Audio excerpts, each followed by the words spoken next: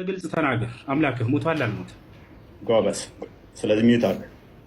ሞት የሚለው አንተ ጋር ያለውና እኛ ጋር ያለው የተለያየ ስለሆነ እሱም በነገራችሁ ላይ የሁሱና የጃዝ እፉኝት ሰው የዲቤት ብላችሁ የመጣችሁት ነገር ምን እንዳስታውሰኝ ታውቃላችሁ? የሴዶ ማርሻል እና የጃኒን ኤምኤምኤ ፋይት ነው ትዝ ያለኝ። እዚህ ጋር እሱ የሚጠቀመው እፎ የሚባለው ምንም ነገር የሚያውቀው ነገር የለም። በነገራችሁ ምንም ሁሱ የሚሉት በስነ ስርዓት ነው የሚያወራው። ለነገሩ ስነ ስርዓት እኮ አላችሁ። ይገርመኛል። ዲቤት ሲባል እኮ ዲቤት ሲባል ዝም ብሎ መሀል ገብቶ መደባለቅ ምናምን የሆነ ነገር ሲናገር አፋፉ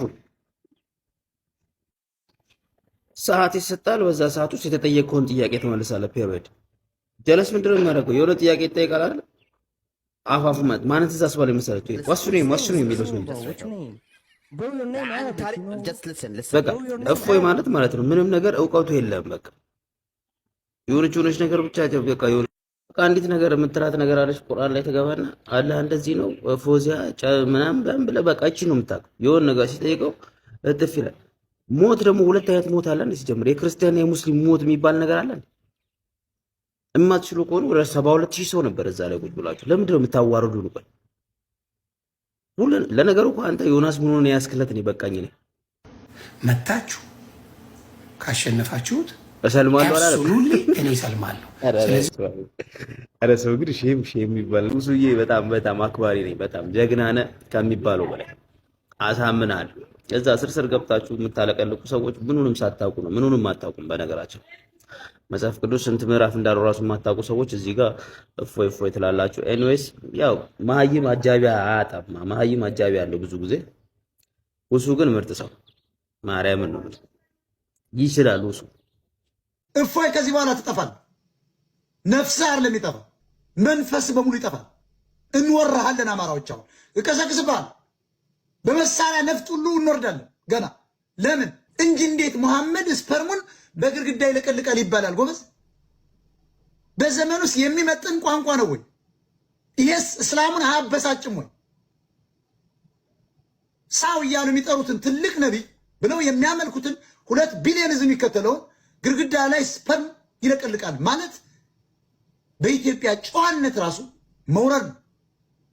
ቢያረግ እንኳ ሰውየው መውረድ ነው። ሰውን አንተ ያን አትናገረው። እንኳን ያላደረገው ውሸት ነው። ሙሐመድ ለፖለቲካዊ ትርፍ ለምናምን ተንቀሳቅሶ ይሆናል። ሚድልስ ነው ለማስፋፋት ሞክሮ ይሆናል። ስፐርም ግን ግርግዳ ላይ እንደማይለቀልቅ አስረግጬ እነግርሃለሁ። እፎይ የምትባል ደንቆሮ መሐይም ኤርትራ ሻዕቢያ ወያኔ አድዋ ትግሬ ማንነትን ነው ፀጉር አስተክለን የመጣው ጳጳስ ለመምሰል የእፎይ 80,000 ጉንዳን ለኛ እንደ ቁንጫ ነው የምናየው።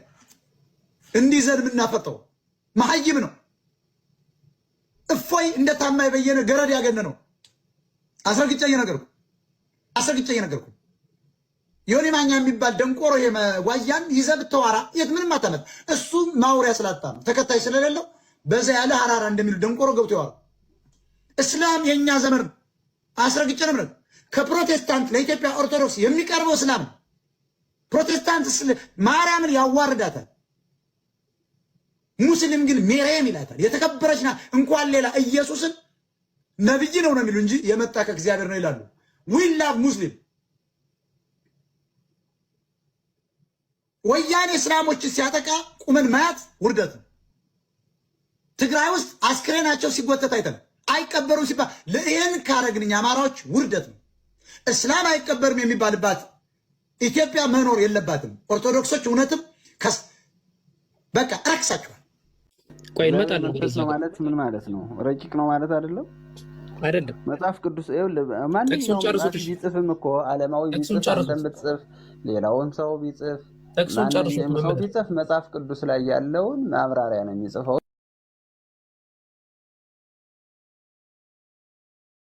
ይጽፍ ሁሉም ሰው መምህር ካላዳመጡንማ ጥሩ አይመጣማ። አሁን ጥቅሱን ይጨርሱት። እሺ አሁን እኔ የኔ ርዕስ አይደለም። ሌላ ጥያቄ እያዳመጥከኝ አይደለም። አንተም እያዳመጥከኝ አይደለም። ችግር እኮ አስቆሞ እኮ አድምጥልኝ። አንተም እያዳመጥከኝ አይደለም። አሁን ለምሳሌ እኔ ገደል ስለገባው እኮ እርሶ መግባት የለበትም። እርሶ ቢያንስ በእድሜም በእውቀትም ሊበጡኝ ይችላሉ። ስለዚህ አንተ አድርገሃል የሚለው ትክክል አይደለም መምህሬ። ከተሳሳትኩኝ ተሳስተሃል ብትሉኝ እሺ እታረማለሁ። ጸጥ በል ኦኬ፣ እንትን በል ኦኬ። እሺ እኔ ወደ ጥያቄ ልግባ መምህር። በቃ እሱን እንተውን ነው። በጣም ጥሩ። እሺ ወደ ጥያቄ ግባችን ገለኝ። እሺ 4 ጥያቄ ይቀበሉኛል? ላብዛውና መምህር ካገኘው አይቀር ሰው ሰዓት ካለ 10ም ልናደርገው እንችላለን። ችግር የለውም። ኦኬ አመሰግናለሁ። መልሰውን እንመልሳለን፣ ማን መልሰውን ደግሞ ለይደር እንይዘዋለን። እሺ እናመሰግናለን። ያንን ነው የምፈልገው። እሺ የመጀመሪያው ጥያቄ የኢየሱስ ክርስቶስን ማንነትና ምንነትን አስመልክቶ ነው። ወልድ ከአብ የተወለደ ነው ብላችሁ ታምናላችሁ እናንተ? ወልድ ማለት ትርጉሙ ምን ማለት ነው? ግዕዘኛ ቀደም ሲያነቡ ስለሰማው ይችላሉ በደንብ ብዬ አስባለሁ። ወልድ ማለት ምን ማለት ነው? ልጅ ማለት ነው። ስህተት። ልጅ ማለት አይደለም፣ ወንድ ልጅ ማለት ነው። አይደለም። ወለት ማለት ሴት ልጅ ነው። አዎ ጾታው እሱ እኮ ጾታው ነው የሚለየው አይደል እኮ። ወለት ነው፣ ወለት ነው። ሴት ወለት ነው። ወለት ሚል የለም፣ ወለት ነው የሚባል እኮ። ወለት የግዕዝ አጣጣ ነው አይደለም። ምን መሰሉት መምህር፣ እኔ ግዕዝ ሴት ልጅ ወንድ ልጅ ጾታ ነው የሚለይ እንጂ ልጅ ማለት ነው። አሁን ሴት ልጅም በለው ወንድ ልጅ ግዕዝን ቁጭ ብዬ ቤት ነው የተማርኩት፣ እንደ እርሱ እንትን ገብቼ አይደለም። ለምሳሌ አንድ ጥቅስ እናንብብ። ማታውቀውን ለምን ትጠቅሳለህ? አይ በደንብ ስለማቅ ነው። ሉቃስ ወንጌል ምዕራፍ 1 ቁጥር 31 ይክፈቱልን። እሺ አንተ ምትለቀም የምታውቀው አንተ፣ እኔ በቃል ያውቀዋለሁ እሱን ብለህ በል፣ ችግር የለም። እሺ አንብቡልን። ግዕዙ ምን ይላል? በቃል አንብቡት እስቲ። ምዕራፍ 1 ቁጥር 31 አንተ አንብበው፣ ችግር የለም። አንተ አይ እንትን ምናልባት የግዕዝ አጣጣል በእርሶ ፊት እንዳልስትና እንዳይደብሩ ግዕዙን አማርኛውን አንብበው፣ እኔ በግዕዝ አነብልሃለሁ። አይ ግዕዘኛውን ነው የምፈልገው እኮ። አንተ አማርኛውን አንብበው፣ እኔ ግዕዙን እነግርሃለሁ። እሺ ወናሁ ትጸንሲ ይላል አይደለ? ወናሁ ትጸንሲ ወተወልድ የወልደ ወትሰምዮ ስሞ ኢየሱስ ወቱ አብይኪ ወትወልዲ ማን? ቆይ እሱን አይደለም። ወትወልዲ ማን? ወትሰምዮ ስሞ አልጠየቅኩትም። ኢየሱስ ወትወልዲ ወልደ ነው የሚለው አይደለ? ወትወልድ ወልደ ወትሰምዮ ስሞ ኢየሱስ። ኦኬ ወልድ የሚል በአማርኛ እግዚአብሔር ልዑል ወናሁ የኤልሳቤጥን ተማግና መምህር ፕሊዝ ከተቻለ ማለት ነው ጥያቄው ላይ ቆይተን እሱ የሚፈልገው የመጀመሪያዋን አረፍተ ነገር ነውና በዛ ብንሄድ ጥሩ ነው። ጊዜ እንዳንበላል ብዙ ጥያቄ ስላለ እርሶም እያስተማሩ ነው። ሰውም ታፕታፕ ኮፒ ሊንክ አድርጎ እዚህ ቤት ያላችሁ ቀጥል። በጣም ያልኩት ማለት ነው ጥቅሱ ላይ ትኩረት አድርጎ ወናሁ ትጸንሲ አለ። ምን ማለት ነው? እነሆ ትጸንሻለሽ። ወትወልዲ ወልደ አለ። እሱ ጾታ ነው እንጂ እሱ በጾታማ ካልክ እኮ ወልድ ማለት ልክ ነው። ወንድ ልጅ ማለት እኮ ነው። አመሰግናለሁ። ነው ልጅ ማለት አይደለም፣ ወንድ ልጅ ማለት ተሳሳትክም እኮ ይሄንን አልተሳሳትክም እኮ ወንድ ልጅ ማለት ነው የሚለው ነው የሚቀይረው። እንደ ስህተት ተሳስተሃል ስላልከኝ ነው። እንደ ስህተት አይደለም የሚቆጠረው። ይሄ ጾታው ምንድነው ብለህ ብትጠይቀኝ ነው። ኖ ቆይ ለምሳሌ እናንተ ወልደ ጊዮርጊስ ትላላችሁ እንጂ ወለተ ጊዮርጊስ ትላላችሁ ለወልድ? ከተግባባ ነው። አሁን እኮ ተግባባ ነው። ኦኬ ከተግባባ ኢየሱስ ክርስቶስ ቅድመ ዓለም ኢየሱስ ክርስቶስ ወልድ ተብሎ ይጠራል አይጠራም? መምህር ይጠራል። ኦኬ ቅድመ ዓለም ኢየሱስ ክርስቶስ ጾታ ነበረው? ወንድ ልጅ ነበር? ወንድ ልጅ ነው። በወንድ ልጅ ነው የሚጠራ ስም። አይ ጾታ ነበረው። አምላክ ቅድመ ዓለም ኢየሱስ ክርስቶስ ጾታ ነበረው? መምህር እሺ የመጀመሪያ ጥያቄ ነው። እንደ መምህር አክብሬ ትቼዋለሁ። ሁለተኛ ጥያቄ ልጠይቅ። ያው ችግር መልሱን እርሶ ማስቀምጧል። ሁለተኛ ጥያቄ ልጠይቅ። በጣም ይቅርታ ምናልባት በሪስፔክት ካላወራው ማለት እንደዚህ አይነት ባህሪ የለኝም። ምናልባት ብዙ ሰው ስለሚያቀኝ ካላወራው በጣም ይቅርታ። ሁለተኛ ጥያቄ ልጠይቅ። ቆይ አቡበከር እዚህ ጋር እንነጋገር። ለአንተ ጾታው ነው የሚያስቸግርህ ወይስ አምላክነቱ ነው ወይስ ማንነቱ ነው የሚያስቸግርህ? ወደ አምላክነቱ ልምጣ። አይ እኔ አምላክ የጾታ ፈጣሪ እንጂ ጾታ አለው ብዬ ስለማላምን ነው እኮ። አንተ ጾታው ነው የሚያስቸግርህ ወይስ አምላክነቱ ነው የሚያስቸግርህ? ጾታ ካለው አምላክ መረዳት የፈለከው ምንድነው? አሁን አንተ ለምሳሌ ጠይቀህ ሰው ለማዋረድ ሰው እንደዚህ ነው እንደዚህ ነው ለማለት ነው ወይስ እንደው ለመረዳት አይደለም? ነው ተከታዮች ለምንድን አንዴ ቆይ በሰላም መንገድ እየጠየቀ ነው መምህር። ወይ መምህር እንደዚህ አይነት ጥያቄ ኧረ ታይም አውት መምህር በቃ ይጠይቃል ይመልሳሉ እንጂ ሌላ ውስጥ አንግባ። ምንም እሱ አሁን ሲጠይቅ እርሶን አክብሮ መምህር እያለ በፍቅር በሰላም ነው እየጠየቀ ያለው። እሱ ደግሞ የፈለግከውን ያን ጥያቄ ጠይቅ እመልሳለሁ ስላሉ ጥያቄውን ብቻ ፎከስ አድርገን ይመልሱ። ከታች ያለው ሰውም ይማር እኛም እንማማርና እዚህ ቤት ማንም ወንድማችን ዲስፔክት የሚያደርግ አይደለም። ጀስት ጥያቄው ይቀጥልሽ። እሺ እዛ ጋር እና ታፕ ኮፒ ሊንክ አድርጉ ሁላችሁም እዚህ ቤት ያላችሁ። አንደኛው ጥያቄ ነበር ይሄ አቡበከር። አዎ አንደኛ ጥያቄ ነበረ። ያው እርሶ ሁለተኛ መጨረሻ እንመልሳለን። ችግር የለም። ምን መልሱ አልተመለሰም። መጨረሻ ላይ እንመልሳለን። በቀጥል እስከ 4 ቀጥል። 4 ጥያቄ አለ ይብልሃል። 4ቱንም ጨርሳችሁ 10 ሲሉኝ እኮ ግን ጓጉቼ ልጨምረው እያሰብኩኝ ነበር። አይ ችግር የለም። 4ቱ ይበቃል። 4ቱ ይበቃል። ሁለተኛ ጥያቄ ቀደም ሲጠቅሰው ስለነበረ ዘፍጥረት ምዕራፍ 1 ቁጥር 1 ዕብራይስጥኛው የሚነበብልኝ ብለዋል። እሱንም እንዳልሰባብረው በረሺት ባራ ኤሎሂም የትኻ ሸማኢም ወየትኻ አሪስ ብሎ ያስቀምጣል። ምን ማለት ነው? መጀመሪያ እግዚአብሔር ሰማይና ምድርን ፈጠረ አለ። ከዛ በኋላ ምዕራፍ 2 ላይ መጣና እግዚአብሔር ሰማይና ምድርን በፈጠረበት ቅጽበት ቬሩህ ኤሎሂም አለ። የኤሎሂም ሩህ አለ፣ ወይም ደግሞ የኤሎሂም ሩሁ ወይም መንፈሱ ሰማይ ላይ ሰፎ ነበረ አለ። ሰፎ አለ። ኦኬ ጥያቄ፣ የሰፈፈው ኤሎሂም ነው ወይስ የኤሎሂም መንፈስ ነው? የእግዚአብሔር መንፈስ። እሺ ኤሎሂም ራሱ መንፈስ ነው? ኤሎሂም ራሱ ሁለተኛ ጥያቄ ነው ይሄ። አይ እናወራበታ ትንሽ አይሻልም? ሁለተኛ ጥያቄ ነው አይደለም ይሄ? ነው ሁለተኛው ጥያቄ ነው፣ ግን እዛ ላይ እናወራ ትንሽ። ሁለተኛ ጥያቄ ነው። የመጀመሪያው ስለ ወልድ ነው። ሁለተኛው ደግሞ የሱ መንፈስ ሰፍኖ ነበረ ባለም ቅጽበት ራሱ ደግሞ እየፈጠረ ነበረ እያለ ነበረ እና እግዚአብሔርና መንፈሱ ይለያያል ወይስ አይለያይም?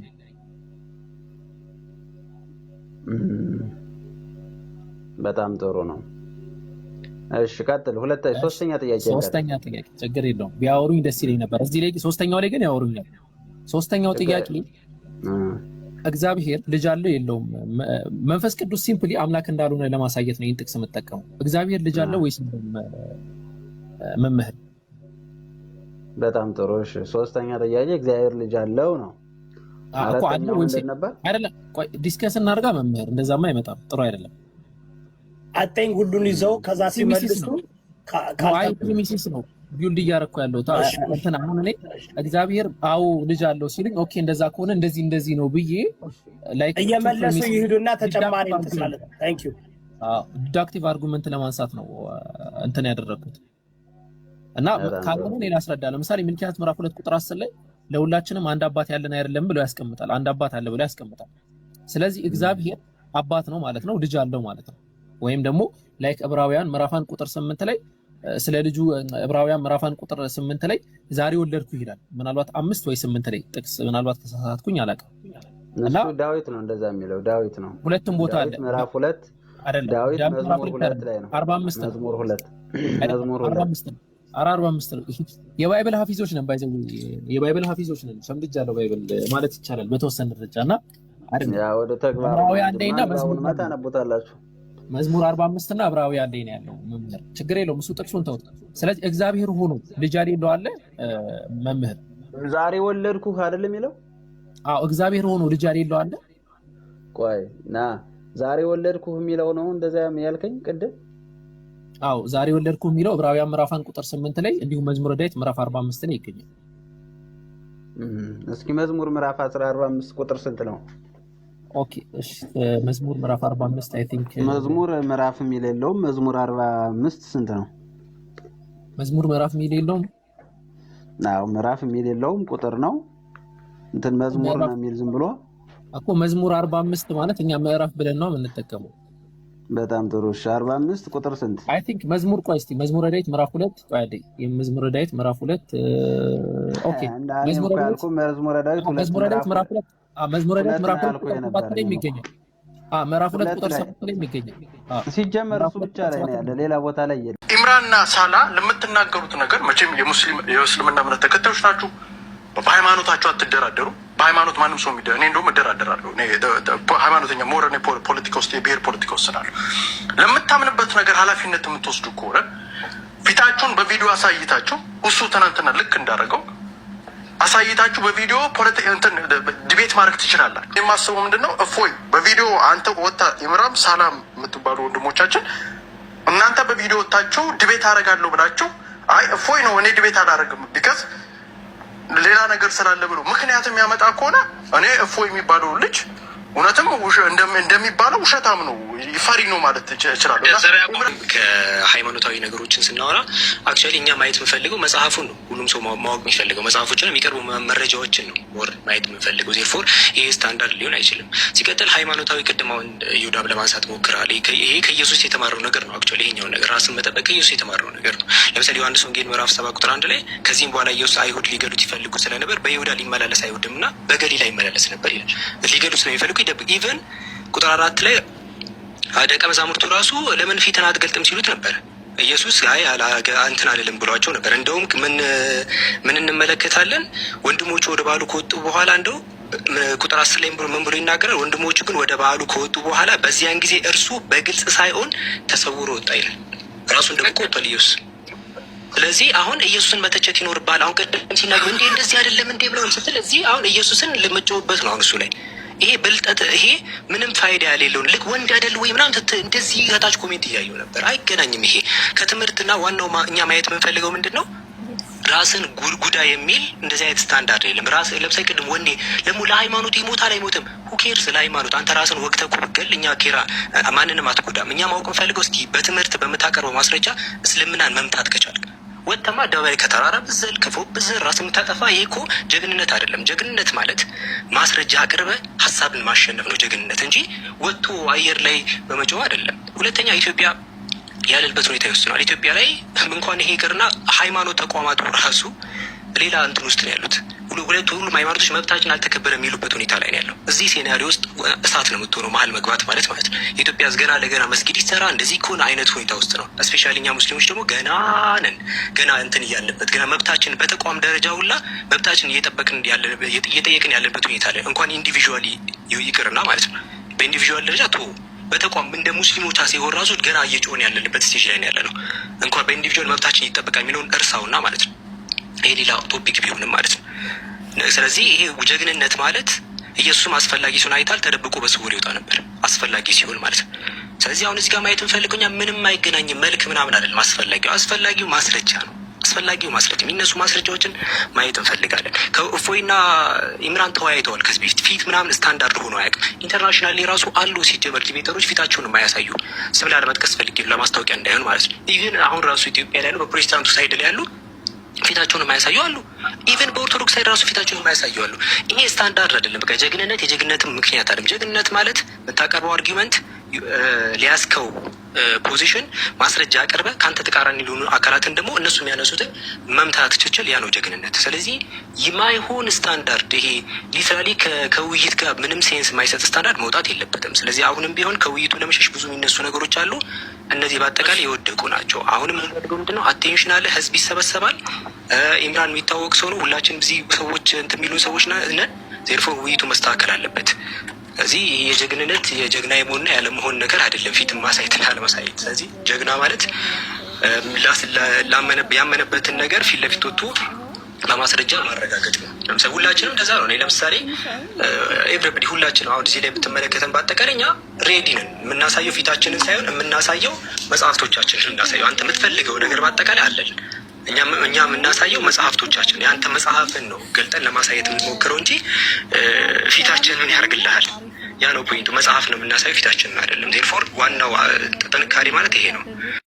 ምስክር እንጂ አምላክ በሶስት አይጸናም። ምስክር ነው በሶስት የሚጸናው። አምላክ ብቸኛ ነው፣ ብቻውን የጸና ነው። ምስክር አያስፈልገውም። የእጁን ስራ ያደረገውን ነገርም ለማስረዳት ሌላ የሚልከው አካል አያስፈልገውም። እና